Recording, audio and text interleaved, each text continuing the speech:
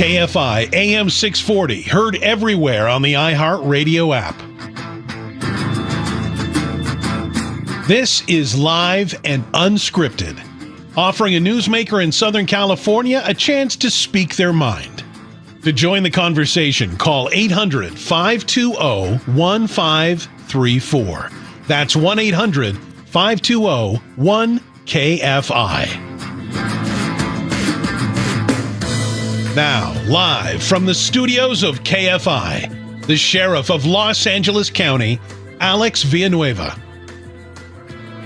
Good evening, everyone. This is Sheriff Alex Villanueva, live and unscripted, and we're trying something new, something different. We do this every Wednesday on Instagram and Facebook Live in my office, but now we're going a little bit more unscripted than that. So, folks, hold on to your seats. Let's get this thing started. And first of all, for people who do not know me, particularly if you're listening in from other parts of the country, Alex Villanueva, I'm the Sheriff of LA County. I'm the 33rd Sheriff of Los Angeles County. The department has been around since 1850, and we were literally the end of the Wild West. And I started, born in Chicago, raised in upstate New York, Rochester. My family moved to Puerto Rico when I was only 9 years old. So I spent my formative years on the island. And survived a couple of near-death experiences there that definitely, it's a long story, but just suffice it to say I survived not going over a cliff, and the only thing that saved me was a clump of grass, well-placed clump of grass. So, but I survived that, went to University of Puerto Rico, and then back in those days, Ronald Reagan had taken office, and he thought the Pell Grants were a little too generous. So when he cut them in half, I kind of had to find another way to make a living outside of school.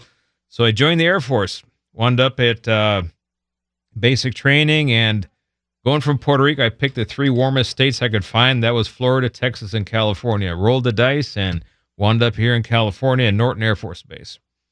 And I jumped from the Air Force, went back to school at Cal Poly Pomona, and then I joined the Sheriff's Department in 1986. And I've been there since. Now going on 35 years I've been on the department. But along the way, I finished education. When I started the department, I had an associate's degree from San Bernardino Valley College. Then I picked up a bachelor's degree in liberal studies from Excelsior College as part of the University of the State of New York. Then I went on to get a master's in public administration while I was burning the midnight oil, working patrol in East LA. And then finally, I really got carried away, and I went to University of Laverne. I completed a doctorate in public administration back in 2005. So that allowed me then to go on to teach as I was working on the department. So I was already an academy instructor, so I wanted to try a little bit more teaching college-age kids. So I taught for 4 years at Cal State Long Beach, 2006 to 2010. But then again, the economic crisis back then, that ended my adjunct professor stint. But that was a very, very rewarding experience. So come prior to that, 2003, I started butting heads with the administration of one Lee Baca and Paul Tanaka. This was when, this is obviously after Sherman Block's time had ended. He unfortunately passed away back in 1998. And the department took a turn towards the dark side, where cronyism, nepotism, and corruption started seeping into all the functions of the department. And this is where it got ugly. And as a young sergeant, I came across this, and I challenged them openly. I said, you cannot cheat on promotional examinations. It's illegal, obviously, and it's going to destroy the reputation of the department. I was laughed at, ridiculed, blackballed, and that pretty much ended my career under that regime. So by the time I was contemplating retiring in 2018, by that point I already had 32 years on, my wife and I decided, hey, let's go out with a bang. Let's try to take over this department and make it work for everybody. And that's where the Reform, Rebuild, and Restore campaign began. And we launched in June of 2017. It was, to say it was a long shot doesn't even begin to describe how long shot it was. I don't think Vegas even has numerical odds to put how long shot this thing was, because an incumbent had not been defeated in over 100 years. So we took it on, and all we had was ourselves and a small group of friends that helped us out. very little money, but a very solid idea that we can reform, rebuild, and restore the department and bring it back to serving the needs of the people and making it a better place for the employees to work as well. And lo and behold, we survived challenge after challenge during the campaign. And if no, obviously those around it recall the old famous 1948 presidential campaign when the newspaper said Dewey defeats Truman, and Truman is holding it up as he wins. That kind of almost happened with us because the incumbent was declaring his victory on election night, but 4:40 in the morning the next day, we eked out an 1,100 vote gain. So at the time the polls closed and 100% of the precincts reported, we were actually winning, and we ultimately ended up winning by 131,000 votes. So that was a shocker of all shockers for the political establishment, a start of a very promising time where we can reform the department and start getting it to work again. The only scary thing, though, but it also meant that the political establishment lost, and they don't take losing very easily. And we'll talk about that as the time goes on. But this was something, it was special for my wife and I, Vivian, and she had just retired from the sheriff's department herself. So this was a chance that we could, finally get it right, get this department back to work again. And so come December 3rd of 2018, I was sworn in as a 33rd sheriff, and I've been at it now going on almost be 3 years in December. So it's been quite a time. This also I became the first Spanish-speaking sheriff in 120 years, which is kind of important here in Los Angeles County when half of our population is of Latino descent. And I say Latino with an O, not an X. For all those people that somehow think that that's appropriate, it is not. So it's we're having fun. There are obviously some challenges out there, and we'll talk about those. But I think we're definitely making a lot of progress. So let's see. Let me see where we can go first. Well, we can start. Let's go with a list of accomplishments first, because I know that the El Segundo Times and all these other publications love to point out where the doer of deeds comes short, to paraphrase Teddy Roosevelt.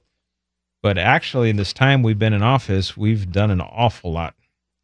And right off the bat, I made a campaign promise that I was going to remove ICE from the county jails and end all transfers, and we actually accomplished that. That was a big thing to reestablish trust with our immigrant communities in LA County. That was very important. We revived the body-worn camera program. We implemented. That was a fight with the Board of Supervisors. They dragged their feet as long as possible, over 2 years. We finally got it up and running, and now we've got 19 of 23 patrol stations with body-worn cameras. So we're well on our way there. We implemented a local hiring only, Hometown Heroes program, where we're only hiring locally. We're not hiring out of state anymore. Very important now, because our local kids are a reflection of the diversity of the county, and now the department reflects faithfully the diversity of the county, and that is very, very important. We also now, the demographics of all the employee ranks, all the way up to sheriff now, and the division chiefs, the commanders, captains, all throughout the ranks are incredibly diverse. We have, for the first time in the history of the department, 6 of the 12 division chiefs are female. And they didn't get there because they're window dressers. They got there because they're the most qualified, and they earn it the hard way. So that is very, very important. And now I can say we are a true reflection of the LA County. And we're going to keep pushing forward. We're going to keep diversifying the ranks. And so we're off to a very good start with that. We did a lot of other things also.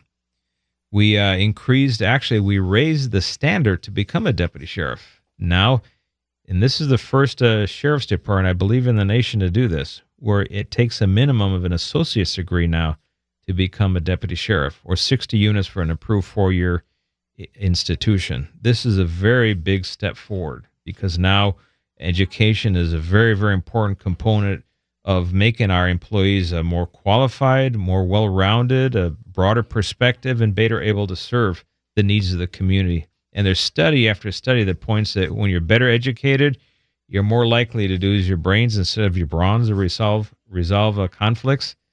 And that is something it's going to make you a better problem solver, for example, a better writer, communicator, and all these things are very important aspects of being a good deputy sheriff. So these are big positive steps forward. We were also tested during this time frame. We had the pandemic, which obviously no one, unless you're 102 years old, had any experience with a pandemic. But running the nation's largest jail system, we actually implemented very aggressive and early on steps to protect not only the inmate population, but of course our jail staff from being infected. So we had 110,000 inmates go through the system in 2020. We lost tragically 13 inmates to COVID-19. But when you consider it was 110,000 went through, it was actually twice as safe to be inside the county jail than it was to be on the street outside the jail, much to the chagrin of the ACLU. So with that, I think we're going to, let me see here. First, I'll say that, again, I'm Sheriff Alex Villanueva, and this is KFI AM 640. When we come back, we're going to talk about the homelessness. But first, a news update from KFI 24-Hour Newsroom. Okay, welcome back, everyone. This is Sheriff Alex Villanueva, live and unscripted. Before we get on to our segment on homelessness, I wanted to finish real quick on some of our major accomplishments during these first 2.5 years I've been in office. We had an issue having to do with deputy clicks. So we did an awful lot on that front, which some people have a hard time accepting, but the reality is we created a policy that was never done before that bans the formation and participation in cliques. And the important thing is that it has to be tied to some type of misconduct. The actual wearing a tattoo does not rise to the level of misconduct that is actionable. And we learned that the hard way. We learned that, we learned that just the other day when I had to pay a deputy 9 years of back pay because he was summarily terminated by Sheriff Lee Baca 9 years ago for a tattoo. But there was no underlying misconduct to be associated with a tattoo. So the taxpayers paid 9 years of this gentleman growing a beard. And I don't think that's a wise use of our resources. It has to be grounded in the First Amendment, obviously, and 14th Amendment. So any policy we put into play has to respect and honor that. And that's the same applies, obviously, in the criminal world when it comes to criminal law. And so we're in a far better place now that we're enforcing the new policy, and it is working. And we're holding people accountable. In fact, my very first day in office, the very first thing I did is I removed the East LA station captain from his command because I had no faith in his ability to lead that unit. And we also ended up replacing the entire leadership team at East LA station. Those are one of many, many things we did in that regard. We also had a civil unrest period that happened last year in all of the areas policed by the Sheriff's Department. That's 3,100 square miles of the 4,750 square miles that comprise LA County. There was no arson, no looting, no destruction of property, vandalism, no rioting, and everyone was safe. And that's because we literally made sure that we were deployed everywhere. We protected life, property, and we protected the right of people to participate peacefully and seek redress from government. The right to protest peacefully is guaranteed under the First Amendment, and we're in the business of guaranteeing that. So by all means, we protect people's right. And when it goes from that, however, to lawlessness, where other people are being harmed, well, then that's no longer a protest. That's just a riot. So that was very successful. We formed a wage theft task force. People aren't aware of this, but wage theft is the largest form of theft across the country. In LA County alone, we lose approximately $28 million a week to wage theft. And typically the low-end wage earners in a lot of the businesses in the construction industry, hotel, restaurant, travel, those type of industries, domestic services, those are the ones that are frequently targeted and are victims of wage theft, and also in project labor agreements and under the union sector side also, there's wage theft involved there. So we formed this wage theft task force, And this is something now that we're working in partnership with the State Labor Commission, with the District Attorney's Office, and the Office of Immigrant Affairs, and we also got support from the LA County Federation of Labor on this. So this is a very positive step forward, and so that was very good. During COVID-19, we also created Operation Homebound, where we use our paramedics and our EMTs to go out and vaccinate people who cannot leave their home. Because apparently, the folks at the county level that were creating all these wazoo plans for vaccinations forgot there's people that can't leave their house. They're not wired. They're not mobile. And we filled the gap there, and we started vaccinating them. That was a very successful program, to the point the county, I think a month later, figured out that maybe they should do it too. So that was good. Another thing we did, our homeless outreach service team, and we'll talk about that now when we talk about the homeless, but something we did that people were unexpected, we balanced our budget. That's a $3.5 billion budget with a $101 million deficit that we started with, 2 successive years of defunding, $145 million one year, $160 million the next year, structural deficit. In spite of all of the above, we came in and we closed the books in the black this year. So that is very, very important. Now, let's go into the homeless itself. Why is this near and dear to me? Well, in my youth, when I transitioned from the Air Force to Cal Poly, for a whole week, I was homeless. I actually stayed at a local YMCA in Pomona till I finally found a room a lady was renting near Cal Poly Pomona. And so leaving active duty and a full-time job, going to back to school, and all of a sudden you're at the whims of all the challenges that students face in the economy. Not easy. And I always had my mind, okay, got to go back to school, got to get another job. But the uncertainty of it can put a lot of stress in your life. So I can definitely sympathize and empathize with those who are experiencing homelessness. But now we have a lot of other issues involved with the homelessness that is really tearing this county apart. And we will talk about this in length, but I'll tell you this. If you have a problem that grows 100% in 10 years and you spent $6.5 billion, where do you go, or where did you go wrong? Who is responsible for this? And we'll talk about the architects of failure here coming up on this next segment. But it's gonna, as we peel back the layers of the onion, we realize, wow, this a lot of people played a part in making sure that the problem was not addressed properly and was allowed to fester and grow. And the scary part of all is that people are making money off of it. Their financial success depends on the existence of a homeless problem here in Los Angeles County. And that is kind of sad. So we need to definitely work hard to find out who these people are. But I can tell you briefly the architects of failure, and I've identified them already. I talked about the mayor of LA County, Eric Garcetti. Talked about the board of supervisors. I've talked about LA City Council and my dear friend Mike Bonin. He should take top honors in this category. And lately, we've added to the list our governor, Gavin Newsom, who is in charge of the CHP and Caltrans. And they play their part in the homelessness, or lack of playing a part on the homeless situation.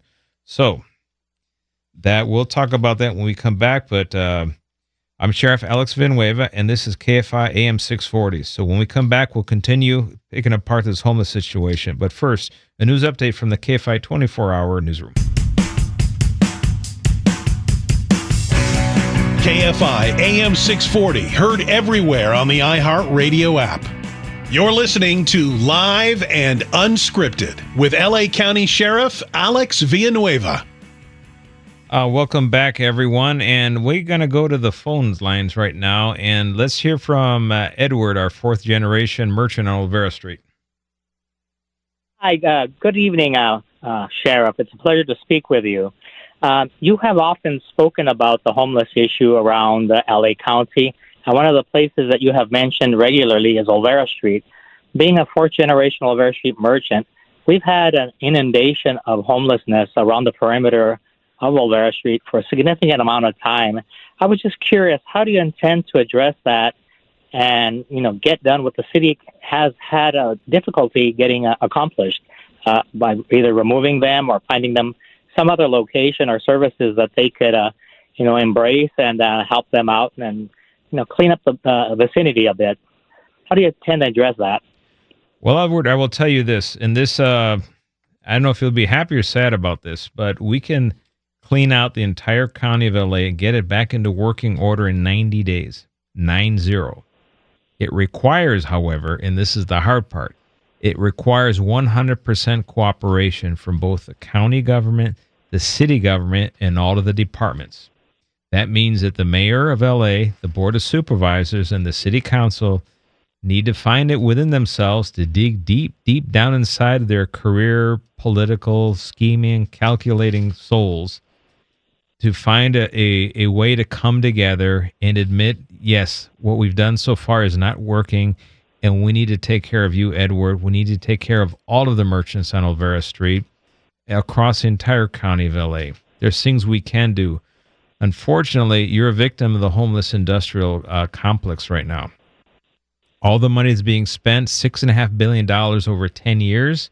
It went to salary, employee benefits, boards of directors, and all these fancy things, and hardly anything made its way to the actual people that need it the most. So this is what we call woke privilege, because what they advocate for doesn't impact them directly. They live in the comfort of gated communities with 24-hour security. They don't have to worry about that. And so when you address these woke elites and everything they're proposing, they don't have you in mind, Edward.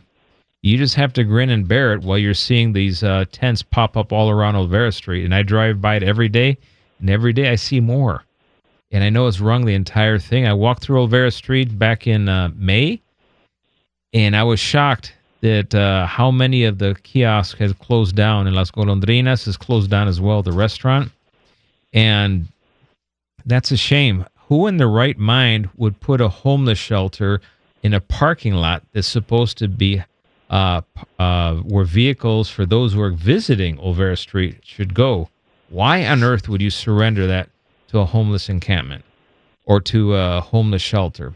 When you have thousands of empty properties, about 1,300, I believe, between the city and the county, properties that sit vacant, empty lots. Why are they not there? Why are these homeless, these pop-up tents, why are they not relocated to these locations? Why are the RVs that are all over the county not relocated to safe RV parking? The space is available. It's already in the public's hands. We don't even need to use eminent domain to get them there. But what is lacking is political will. Supervisor Hilda Solis spent $57 million building a Care First village. I'm not sure exactly who the care is for, but the sad thing is it's sitting almost empty right now. While just 2 blocks away, you have all the homeless tents right in front of your kiosk there on Olvera Street. So you're getting the wrong end of the deal, Edward, and God bless you for continuing that family tradition for 4 generations. I like to see 5 or 6 generations of a successful business coming out of there. And we can fix this. I need to have elected leaders in office that actually care about getting the job done. Right now, they're not. They're failing miserably. And it's time the voters fight back and put people in office that are going to get the job done. My intention is to bring Olvera Street back to its former glory. Just like we were working on Olvera Street, we're in San Vicente by the VA Center as well. Olvera Street is in my sights as well. So hang in there, Edward. We're going to get something happening with your neck of the woods. And for those politicians that are listening from city council and all your flunkies or justice deputies or that woke crowd, start paying attention that they need to do something. Help is on the way for Edward. And I need the 100% cooperation of the city and the county of LA, and we can do this in 90 days. It is achievable. Our nation has faced far greater challenges with the end of World War II, invading Normandy at the start to take on Hitler, for example. Huge endeavors that it required so many people, so many organizations, and yet our nation got the job done. This is not a political issue. This isn't about the left or the right or in between. This is a public safety issue. This is a humanitarian issue. Right now, we're losing 5 people a day die face down in the gutter like a dog. But then these woke elites, they'll congratulate themselves saying how compassionate they are because they're not going to use law enforcement to regulate public space. Oh, no. In fact, you look at that new city ordinance, is a joke of an ordinance because it requires the entire city council to vote to make an enforcement action. And this is just bizarre. And I'll call myself a student of public administration. I'm still studying the issue, and the more I study it, the more appalling I am about how dysfunctional both county and city government are. Now, you got to admire, Edward, the genius of city council. They put this law in the books where they're going to do some kind of enforcement, but before they take the enforcement action, they actually have to vote again on it. So the legislative branch of city government has to vote to allow the executive branch to do a job that they already said that they should do, but they have to do it in installments, one by one. It is just bizarre, and it's meant to basically fool two sets of people: the woke privileged crowd on the left, and then the residents who are stuck with a problem in the middle. And in both cases, they're not getting the job done. So we got a lot of work ahead of us on that. Now, going to Venice, some good things happen. We got the boardwalk cleared, and this is, I don't know how to even describe this. When you have Venice, and speaking to the Venice Chamber of Commerce, the Venice Neighborhood Council, and all the advocacy groups in Venice that actually care about Venice, 340 businesses, 10,000 employees, all obviously tourism related. Tourism in LA County is 1/3 of the gross domestic product of LA County is tourism. Now, you tell me, if you're in elected office, why on earth would you not be doing everything within your power to protect and defend your tourism-based economy? I mean, this is like a no-brainer. We should have an IQ test for people that go to Board of Supervisors and to City Council and become the mayor, because they've been failing this one every day. And I guarantee you, Edward, you got this one right on the money. You can tell right as it's unfolding in front of your eyes. Now, we got a lot of work ahead of us. It can be done. And I'm going to keep saying, you can be an architect of failure, or for all these people that are going to run for election or try to get reelected in all these positions, voters out there, pay attention to what they're saying. Okay. Now let's go to Jim on line one.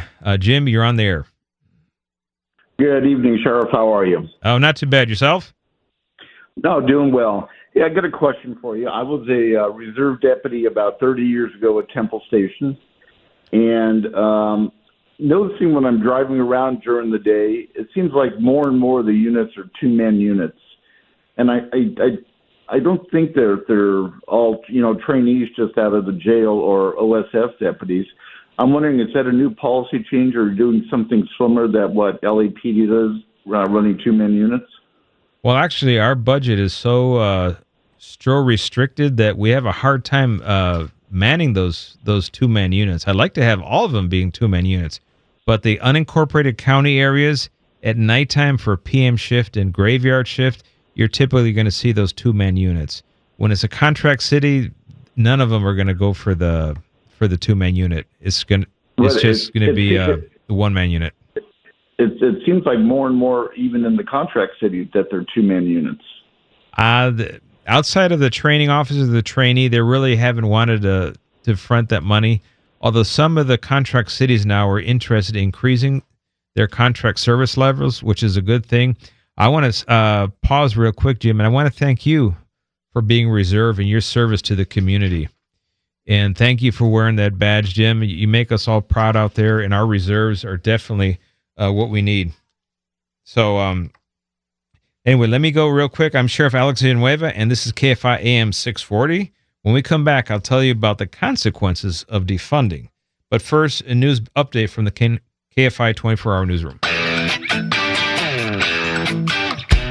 KFI AM 640, heard everywhere on the iHeart Radio app. To speak with the sheriff, call 800-520-1534. That's 1-800-520-1KFI. Now, once again, LA County Sheriff Alex Villanueva. Welcome back, everyone. Before we go to our defunding segment, let's get to the lines again. Let's go to line 2, Gary from LA. Sure. Good evening. It's a pleasure talking to you. Good talking to you, sir. My question is, this is going to go in a slightly different direction. Are you still opposed to the citizens in L.A. County having a CCW license? Well, the reason why I asked that question, I'll give you two examples. A friend of mine pulled over in a parking lot to answer a call. Now, he's law enforcement. He noticed two guys riding on a bike. So immediately his spidey senses went up. He saw the other guy come back on the bike, but there was only one of them. The next thing he knew, there was a guy in his window. He's driving an expensive car. The guy is saying, give me those keys. And I think just this weekend, there was a story in Orange County where a gentleman kicked the door in on a citizen. Are you still opposed to citizens in L.A. County having a CCW license? Well, actually, I've never been opposed to that, Gary, and you're going to be glad to know this. Since I've taken office, I've issued 1,341 CCW permits. I got 208 that are pending to be issued, and we've received 5,608 applications. This is as of, I think, 3 days ago. So these numbers are fairly accurate. In fact, I've issued more CCWs than all of the previous sheriffs combined. And we're going all the way back to Pitch's days. But are these for business people? I'm talking about a person like myself who's just a citizen who lives in what's called South Central Los Angeles, where police are short. The police are short in your department. They can't respond to everything. But I want protection, and I'm not trying to be a cowboy. No, I appreciate that, Gary. I can tell you this. The standard we're using is a good cause standard. All I'm asking for is obviously you qualify, do the training, have the background, no felony, all that stuff. But the good cause standard, all they're asking for is some articulation of why I should trust you particularly to be armed in public. And it has to be something greater than just general fear because you live in LA. Something that's particular to you. It could be the job you do, where you work. If you go online to lasd.org and read the CCW section, that'll give you a full explanation on that. And you should be happy to know that we are issuing CCWs. And I want to honor the Second Amendment. I just have to strike a careful balance between giving people a means to defend themselves, but at the same time, not having a shall issue situation where we're going to have hundreds of thousands of weapons on the streets. So you can apply online, and so I encourage you to do that, Gary. But thank you for that question. Very good. So now let me go down to our defunding situation. And what are the consequences of defunding? Well, the city of Minneapolis experimented with defunding. It didn't work out too well for them. I believe New York City, Seattle, Portland, these social experiments that they're trying to run with the defunding always backfire on them, because when there's less cops out there and there's a perception of there's less consequences, there are bad people out there are going to take advantage of this, and they're going to do really, really bad things. And there's no way you're going to reimagine public safety or reimagine your way out of that nightmare. And I'll go to more specifically. And just first off, let's say that social experimentation has no place in public safety. I promise you that. That is a solid statement and a solid principle everyone should respect. Because that is part of that whole woke privilege. Because what they propose is not something that they're going to have to physically endure themselves. And but when we go into the statistics for our own department, we've been defunded left and right. I'm looking at homicides alone. For our department is up 60% this year in comparison to last year. And last year, we closed with a 36% increase in homicide across all of the sheriff's department jurisdiction. These are huge statistical numbers. If I go to aggravated assaults with a firearm and unlawful shootings, that number is up 43.76%. These are huge numbers. And then I'm looking at the caseload. I'm losing homicide detectives to retirement. I cannot replace them. I have 500 deputies working in the jail because we lost 1,400 positions by virtue of the board defunding the sheriff's department, the only county department they decided to defund. And then they don't understand why our solve rate is down to 35%, which means 2/3 of homicides right now are not getting solved in a timely manner. That means the bad guys, the killers, are walking free, able to kill again, while we're scrambling to get the resources to get enough investigators on these cases. We need our OSS detectives out there, the gang detectives doing their business. We need more patrol deputies. I've asked for 500 more deputies and to be able to refund the sheriff's department so we can continue serving the community. But all I'm getting from the Board of Supervisors are crickets. Nothing. They will not acknowledge our rising crime rate because it does not fit their narrative that they want to reimagine everything. They talk about a care first, jail last. They want to continue defunding the sheriff's department, and then they want to close Men's Central Jail. It houses 4,500 of the most violent and dangerous inmates in the entire jail system, the largest jail system in the nation, and there is no alternative place to put them. And the scary thing is that they have a jail closure implementation team. They have a timeline. They have all this money set aside for the closure, but they have zero plan for what happens when you close it. There's nowhere to put these people. I suppose we could put them on 5 different buses and ship them to the supervisor's district office. So,